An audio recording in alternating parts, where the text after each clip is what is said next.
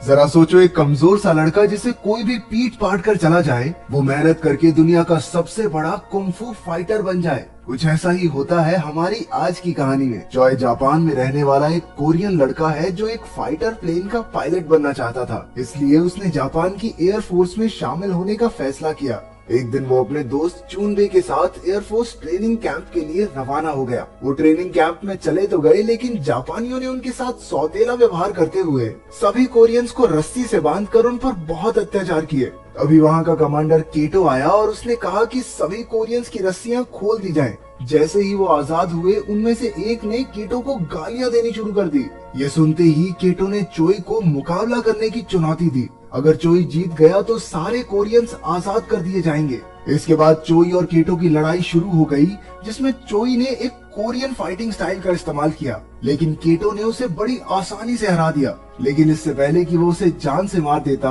उनके अड्डे पर अमेरिकन लड़ाकू विमानों ने हमला कर दिया और मौका देखकर सारे कोरियन अपनी जान बचाकर भाग निकले। इसके बाद चोई ने टोक्यो में चूनबे की छोटी सी दुकान पर हाथ बटाना शुरू कर दिया। जब सब कुछ ठीक चल रहा था तो याकुजा नाम का एक गैंगस्टर और उसके आदमी चूनबे की दुकान पर आकर हफ्ता मांगने लगे, लेकिन चूनबे ने हीरो बनके साफ मना कर दिया कि मैं कोई हफ्ता नहीं देगा। अपनी इस हरकत के लिए उसे अच्छा खासा खर्चा पानी भी मिला। उसे पिटता देखकर चोई ने अपने दोस्त को बचाने की कोशिश की। उसने सारे गुंडों का मुकाबला अकेले किया, लेकिन अचानक याकुजा ने उसकी गर्दन पर तलवार रख दी। वो इतना डर गया कि उसने अपनी पैंट ही गीली कर दी। याकुजा ने जबरदस्ती उसे अपना ही पेशाब चाटने को कहा। भरे बाजार में उसकी बहुत बेइज्जती की गई और आसपास सभी उसका मजाक उड़ाने लगे। पैंट गीली हो गई ना मुतेड़ी। थोड़ी देर बाद भीड़ में से बूमसो नाम का एक आदमी चोई के पास आया और उसे जमीन से उठाया। उसने सभी बदमाशों का मुकाबला किया और एक एक करके सबको चित कर दिया। चोई दूर से छिपकर ये सब देख रहा था और अपनी गैंग को हारता देख याकुजा मुंह छुपाकर वहाँ से भाग निकला। बाद में हमें पता चला कि बूमसो भी असल में एक मार्शल आर्ट्स का खिलाड़ी है। वो भी चोई की तरह कोरिया से था। फिर वो चोई और चूनबे को अपने साथ एक सर्कस में ले गया, जहाँ काफी कोरियन लोग साथ में काम करके अपना गुजारा कर रहे थे। वहाँ सभी बूमसो की बहुत इज्जत करते थे, क्योंकि वही सबके खाने पीने का इंतजाम करता था। वो तो कोरियन बच्चों के लिए एक स्कूल खोलने की भी कोशिश कर रहा था। तभी चोई ने बूमसो से उसे लड़ना सिखाने की गुजारिश की, लेकिन बूमसो ने ये कहकर मना कर दिया कि ये लड़ाई वड़ाई में कुछ नहीं रखा, इस सब के बारे में मत सोच। लेकिन चोई भी इतनी आसानी से हार मानने वालों में से नहीं था। वो बूमसो को मनाने के लिए तेज बारिश में उसके घर के बाहर जाकर बैठ गया। इसके बाद फ्लैशबैक में दिखाया गया कि असल में बचपन में चोई बूमसो से ही मार्शल आर्ट सीखता था, लेकिन कुछ मजबूरियों के कारण बूमसो को अपना शहर छोड़कर जाना पड़ा। रात से सुबह हो गई थी और चोई अब भी उसके घर के बाहर बैठा था। उसने मन बना लिया था कि अगर वो लड़ना सीखेगा तो सिर्फ बूमसो से ही। उसकी लगन देखकर बूमसो भी पिघल गया और उसे सिखाने के लिए राजी हो गया। उसने चोई को मार्शल आर्ट्स के कपड़े और एक किताब दी। फिर उसने कहा कि बिना न्याय की ताकत होने से चारों ओर दहशत मच जाती है, इसलिए इस कला का इस्तेमाल सिर्फ खुद के और दूसरों के बचाव के लिए ही किया जाना चाहिए।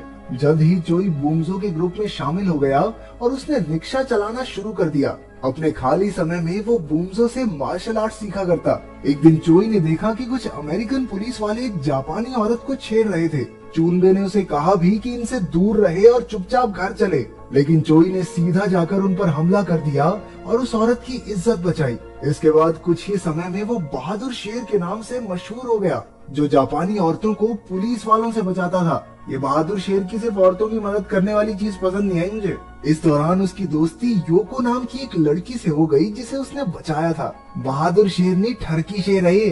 कुछ दिन बाद याकुजा के आदमी सर्कस में घुस आए और उस दिन की बेइज्जती का बदला लेने के लिए बूमसो को ढूंढने लगे। जल्द ही बूमसो बाहर आया और उसने अकेले ही उन बदमाशों का सामना किया, लेकिन जल्द ही वो सब उस पर हावी हो गए और याकुजा ने मौका देखकर उसका खून कर दिया। जब चोई और चूनबे वहाँ पहुँचे तो बूमसो को मरा हुआ देखकर उनके होश उड़ गए। अगले दिन चोई ने अपने गुरु की मौत का बदला लेने की कसम खाई। वो अकेला ही याकुजा के अड्डे की ओर चल पड़ा और बाकी कोरियन लोग भी हथियार लेकर उसके पीछे हो लिए। उधर याकुजा के आदमी भी पूरी तरह तैयार थे, क्योंकि वो जानते थे कि ये लोग बदला लेने जरूर आएंगे। इसके बाद दोनों गुटों में भयंकर लड़ाई शुरू हो गई और सब एक दूसरे के खून के प्यासे हो गए। जल्द ही एक कोरियन आदमी ने याकुजा को मार डाला। उधर से पुलिस भी आ पहुंची और उन्होंने बड़ी मुश्किल से दोनों गुटों की लड़ाई रुकवाई। इसके बाद चोई ने अपना सारा सामान बांध लिया और उसने संन्यास लेकर एकांत में जिंदगी बिताने का फैसला किया। उसे इस बात का पछतावा था कि वो अपने लोगों की रक्षा नहीं कर पाया। तभी योको वहां आ गई और उसे जाने से रोकने लगी, लेकिन चोई किसी की बात न सुनते हुए वहां से चला गया। पहाड़ों में जाकर उसने बड़े जोरों शोरों से अपनी ट्रेनिंग शुरू कर दी। वो दिन रात कड़ाके की ठंड में भी प्रैक्टिस करता रहता। उसने अपनी ट्रेनिंग के लिए चीजें बनाई और अपने गुरु की दी किताब से सीखने की कोशिश की। शुरुआत में तो उसे इतने ठंडे इलाके में रहने में काफी मुश्किलें आई, लेकिन वहाँ कुछ दिन बिताने के बाद उसका शरीर वैसा ही ढल गया। धीरे धीरे वो इतना ताकतवर हो गया कि अपने एक ही वार से पत्थर तक तोड़ देता। वो हर समय अपने शरीर को बेहद ताकतवर बनाने में लगा रहता। कई महीनों तक दिन रात मेहनत करने के बाद उसे भरोसा हो गया कि उसके गुरु की दी हुई किताब से उसने सब कुछ सीख लिया है। फिर वो पहाड़ों से वापस शहर में आ गया और जापान के बेहतरीन फाइटर्स को चुनौती देने लगा। सबसे पहले वो नीजो डोजो नाम के कराटे स्कूल में गया। अपने फटे पुराने कपड़ों में वो अंदर घुसा और डोजो के लीडर को मुकाबले के लिए ललकारा। लीडर उसका हुलिया देखकर उस पर हंसने लगा और उससे लड़ने के लिए अपने एक फाइटर को भेज दिया। चोई ने एक एक करके 10 फाइटर्स को एक ही झटके में पटक दिया। आखिरकार उस डोजो के लीडर को भी हराकर वो सारे अखबारों में छा गया। जब पूरे जापान में चोई की बहादुरी के चर्चे होने लगे तो ये खबर कीटो तक भी पहुंच गई। कीटो अब जापान की कराटे एसोसिएशन का हेड था। कोरिया से आए एक लड़के को बड़े बड़े जापानी फाइटर्स को हराता देख वो परेशान हो गया। उधर चोई एक के बाद एक नामी फाइटर्स को लगातार हराते जा रहा था। उसने हर तरह के फाइटर्स को हरा दिया, फिर चाहे वो कोई भी मार्शल आर्ट्स क्यों ना करते हों। अपनी काबिलियत की वजह से वो पूरे जापान में मशहूर हो गया था। फिर एक दिन उसकी मुलाकात अपने पुराने प्यार योको से हुई। उसकी मशहूरी से जलने वाले कीटो ने एक खबर फैला दी कि वो दरअसल चीटिंग करके जीतने वाला एक ठग है। इसके साथ साथ उसने अपने एक आदमी को चोई को मारने के लिए भेज दिया। उस हत्यारे ने चोई को भरे बाजार में देखा और मौका पाकर उसके पेट में चाकू घोंप दिया। खुशकिस्मती से चोई की जान बच गई और उसकी देखभाल का जिम्मा योको ने लिया, जो उसका पूरा ख्याल रखती थी। एक दिन चोई को चुनबे का कॉल आया और उससे मिलकर उसे पता चला कि कोई उसे मारने का प्लान बना रहा है और अगर उसने कीटो का मुकाबला नहीं किया तो वो अपनी जान से हाथ धो बैठेगा। चुनबे के घर से निकलकर उसका सामना उस हत्यारे से हुआ जो उसे मारने आया था। उन दोनों में हाथापाई शुरू हो गई और चोई ने उसका काम तमाम कर दिया। जब चोई को इस बात का पता चला कि उस हत्यारे की एक बीवी और बच्चा है तो उसे अपने किए पर बहुत पछतावा हुआ। वो उनके पास माफी मांगने गया और कहा कि पूरी जिंदगी उन्हें पालने की जिम्मेदारी वो लेगा। चोई ने अपने मास्टर के दिए हुए कपड़े भी उसकी बीवी को सौंप दिए और कहा कि आज के बाद वो कभी किसी से नहीं लड़ेगा। हालांकि हत्यारे की पत्नी ने चोई को माफ नहीं किया, लेकिन वो फिर भी दिन रात उनके घर के बाहर बैठा रहता।